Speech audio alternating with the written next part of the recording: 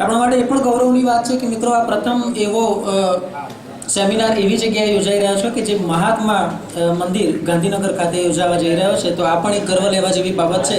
ખાસ કરીને સામાન્ય રીતે લોકોને એમ થાય કે મહાત્મા મંદિરમાં મોટા મોટા ડેલિગેટ્સ પણ આવી શકે, માત્ર આવી શકે, ત્યારે આપણા માટે ગૌરવની વાત છે કે ખેડૂત મિત્રોને પણ તે બહાને મહાત્મા મંદિર જોવાનો, આટલા સરસ એક્ઝિબિશન હોલમાં આનંદ માણવાનો, વધારે ને વધારે કૃષિલક્ષી જાણકારી મેળવવાનો આનંદ પ્રાપ્ત થઈ રહ્યો છે.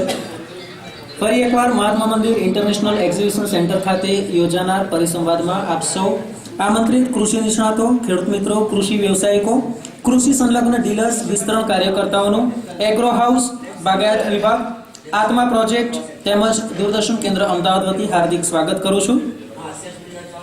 મિત્રો, આજના આપણા સેમિનારનો વિષય છે બાગાયતમાં વિકાસ અને નિકાસની તકો.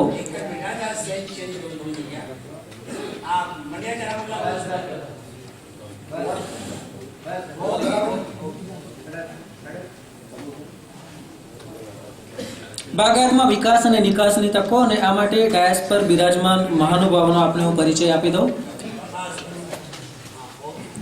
ડોક્ટર PM વઘાસિયા સાહેબ કે જેઓ સંયુક્ત બાગાયત નિયામક કૃષિ ભવન ગાંધીનગર ખાતેથી છે.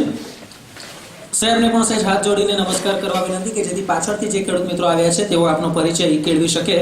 ડોક્ટર SH સુથાર સાહેબ કે જેઓ પ્રાધ્યાપક અને વડા છે પોસ્ટ હાર્વેસ્ટિંગ ટેકનોલોજી સેન્ટર, સરદાર કૃષિનગર કૃષિ યુનિવર્સિટી દાંતીવાડાથી, તેમજ ડોક્ટર NM પટેલ સાહેબ કે જેઓ સહ પ્રાધ્યાપક બાગાયત કોલેજ સરદાર કૃષિનગર યુનિવર્સિટી દાંતીવાડાથી છે.